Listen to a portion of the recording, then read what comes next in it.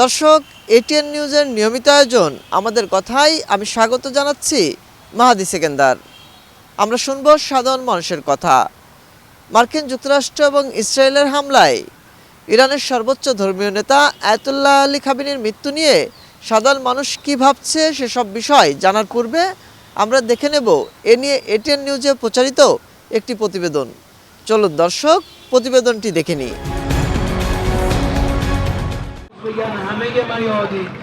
সর্বোচ্চ ধর্মীয় নেতা আয়াতুল্লাহ আলী খামেনিকে হারিয়ে শোকে মুহ্যমান ইরান।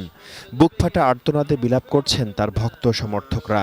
রোববার রাতে মোমবাতি জ্বালিয়ে খামেনির প্রতি শ্রদ্ধা নিবেদন করেন সাধারণ মানুষ। আগামী 2-1 দিনের মধ্যেই সর্বোচ্চ নতুন নেতা নির্বাচন করা হবে বলে জানিয়েছে ইরান সরকার। এর মধ্যেও ইসরায়েল ও ইরানের পাল্টাপাল্টি হামলা অব্যাহত রয়েছে। সোমবার ভোরে তেহরানের কেন্দ্রস্থলে নতুন করে আরও এক দফা শক্তিশালী বিমান হামলা চালিয়েছে ইসরায়েল। গত দুদিনে ইরানে 1000-এর বেশি লক্ষ্যবস্তুতে হামলা করেছে তারা। এর মধ্যে তেহরানের একটি হাসপাতালও রয়েছে। ইসরায়েল অভিমুখে পাল্টা হামলা চালিয়ে যাচ্ছে ইরানও। বেইত শেমেশ এলাকায় ক্ষেপণাস্ত্র হামলায় 9 জন নিহত ও 11 জন নিখোঁজ রয়েছেন। বিশেষ করে মধ্যপ্রাচ্যের বেশ কয়েকটি দেশে যুক্তরাষ্ট্রের সামরিক ঘাঁটিতে আক্রমণ করে যাচ্ছে ইরান। ইরাকের বাগদাদে মার্কিন সামরিক ঘাঁটি ভিক্টোরিয়া বেজে ড্রোন হামলা চালানো হয়েছে। বাহরাইনে ভূপাতিত করা ইরানি মিসাইলের ধ্বংসাবশেষ পড়ে 1 জন নিহত হয়েছেন। আহত হয়েছেন 4 জন। জেরুজালেমে হামলায় 6 জন আহত হয়েছেন। অবিলম্বে হামলা বন্ধের আহ্বান জানিয়েছে উপসাগরীয় দেশগুলোর জোট জিসিসি। এদিকে আয়াতুল্লাহ আলী খামেনিকে হত্যার প্রতিশোধ নিতে ইসরায়েলের হাইফা শহরের একটি সামরিক ঘাঁটিতে রকেট হামলা চালায় লেবাননের সশস্ত্র গোষ্ঠী হিজবুল্লাহ। জবাবে হিজবুল্লাহর শক্ত ঘাঁটি হিসেবে পরিচিত দক্ষিণ বৈরুতের দাহিয়ে এলাকায় চালানো হামলায় 10 জনের বেশি নিহত হয়েছেন। আরও বিস্তৃত পরিসরে হামলা চালাতে লেবাননের দক্ষিণাঞ্চলে 53টি গ্রাম ও শহরের বাসিন্দাদের তাদের ঘরবাড়ি ছেড়ে যাওয়ার নির্দেশ দিয়েছে ইসরায়েলি সামরিক বাহিনী। To stop the perpetrators and protect the Lebanese people. এদিকে মার্কিন প্রেসিডেন্ট ডোনাল্ড ট্রাম্প বলেছেন, আলোচনার সম্ভাবনা থাকলেও লক্ষ্য অর্জন না হওয়া পর্যন্ত অভিযান অব্যাহত থাকবে, যা সর্বোচ্চ 4 সপ্তাহ স্থায়ী হতে পারে। ইরানের নতুন নেতৃত্বের সঙ্গে আলোচনায় বসার আগ্রহ প্রকাশ করেছেন তিনি। We have hit hundreds of targets in Iran, including Revolutionary Guard facilities. অন্যদিকে যুক্তরাষ্ট্রের সঙ্গে আলোচনায় বসবেন না বলে জানিয়েছেন ইরানের সুপ্রিম সিকিউরিটি কাউন্সিলের প্রধান আলী লারিজানি। সামাজিক যোগাযোগ মাধ্যম এক্সে দেয়া এক পোস্টে একথা জানান তিনি।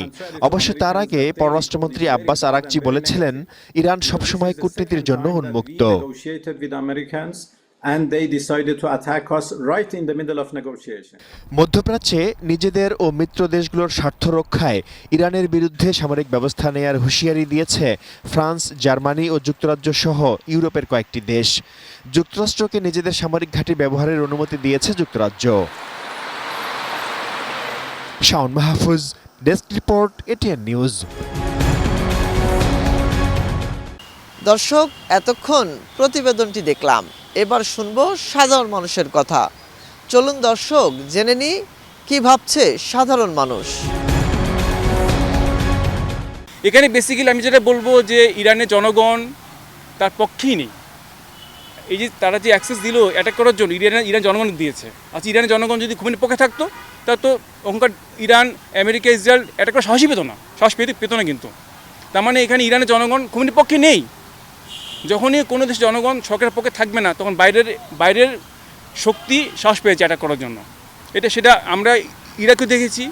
ইরাকে দেখলাম সাদ্দামের পক্ষে তার জনগণ, সাদ্দাম ছিল ডিকটেটর একজনের, সাদ্দাম ডিকটেটর, গাদ্দাফির ডিকটেটর, এরা সব ডিকটেটর কখনোই মানে জনগণের ফুল সাপোর্ট পায় না। আপনার সাথে আমার মতের মিল নাও থাকতে পারে, আপনার সাথে আমার বাণিজ্য চুক্তি ভালো নাও লাগতে পারে, তাই বলে আপনাকে আমি অ্যাটাক করতে পারি না। কারণ হলো যে আপনার স্বাধীনতা আছে, আপনার নিজস্ব মতামত আছে, আপনার দেশের এবং জনগণের নিজস্ব একটা ভাবনা আছে, সেটার সাথে আমার ভাবনার মিল হবে না। এখন আমি আমার স্বার্থ চরিতার্থ করার জন্য যদি আমি আমার স্টিম রোলার চালিয়ে দিই অন্যের উপরে, সেটা আসলে এটা মানবাধিকার লঙ্ঘন ছাড়া আমি আর কিছু দেখছি না।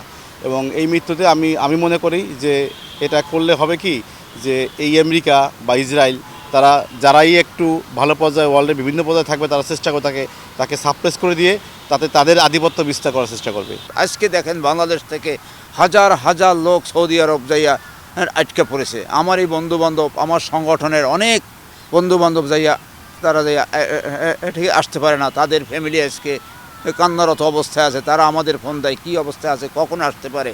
কিন্তু এই যে ট্রাম্পের যে এই যে অঘটনগুলা এগুলা তার কোনো রকমই ঠিক হয় নাই। মানব হত্যা, একজনকে হত্যা করা মানে পুরা জাতিকে হত্যা করা একই সমান কথা। আল্লাহ কোনোদিনও বলে নাই যে এইভাবে আমার বান্দা আবার মানবকে হত্যা করো। হত্যা মহাপাপ এবং হত্যা কেউই চায় না। এবং দেশের পরিস্থিতি রক্ষার জন্য আমি মনে করি ট্রাম্প এবং যারা নাকি এগুলা ইন্ধন যোগাচ্ছে তারা যেন এই আর সামনের দিকে না বাড়াইয়া একে হত্যা করা আসলেই আমেরিকার জন্য খুবই খারাপ বয়ে আনছে, যার জন্য হরমুজ প্রণালী যে এখন অলরেডি বন্ধ হয়ে গেছে, আর মধ্যপ্রাচ্যে যে সমস্ত দেশের বিরুদ্ধে এখন অ্যাকশন শুরু হয়েছে ইরানের, এটা কন্টিনিউ থাকবে, এতে মধ্যপ্রাচ্য অশান্ত হয়ে গেল। অত্যন্ত অন্যায় কাজ হয়েছে। একটি রাষ্ট্রের যে আর একটা রাষ্ট্রে হামলা তার রাষ্ট্রপ্রধানকে মেরে ফেলবে, এটা তো কোনো কথা হতে পারে না। সেটা এটা আমরা বিশেষ করে একজন মুসলমান হিসেবে আমরা কোনো সময় সমর্থন করতে পারি না। এটার বিরুদ্ধে আমরা প্রতিবাদ জানাই, বিক্ষোভ জানাই এবং আমরা বিশ্ববাসীকে আহ্বান করব যে সবারই এটার বিরুদ্ধে প্রতিবাদ জানানো আসা উচিত। এটিএন নিউজের নিয়মিত আয়োজন আমাদের কথা অনুষ্ঠানে চাঁদপুর থেকে স্বাগত জানাচ্ছি আমি বিল্লাল ঢালি।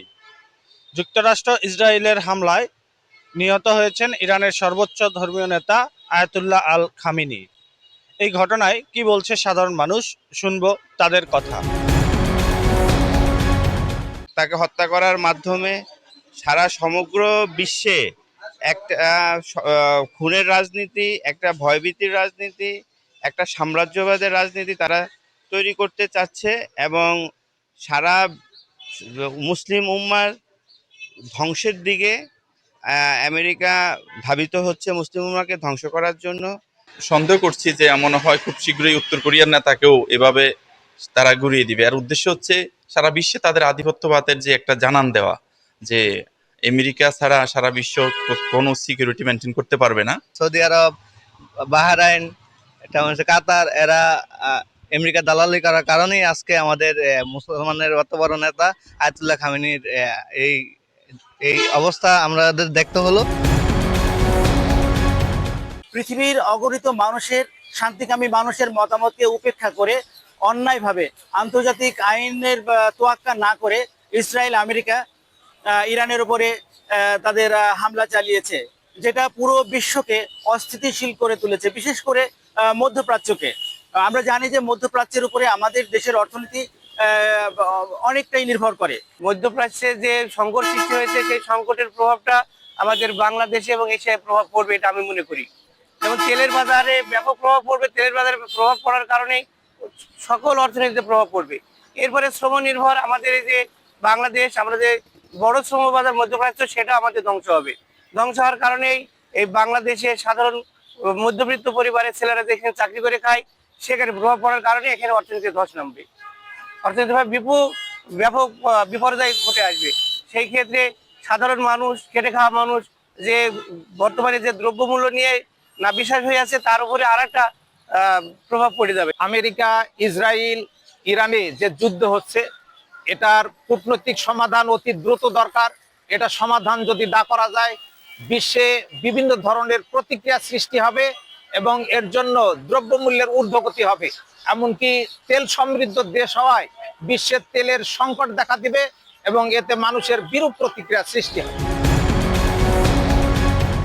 দর্শক, আমাদের কথার আজকের পর্ব এ পর্যন্তই। আবারও দেখা হবে নতুন কোনো বিষয় নিয়ে, ভিন্ন কোনো জায়গা থেকে। ততক্ষণ ভালো থাকুন, সুস্থ থাকুন, এটিএন নিউজের সাথেই থাকুন।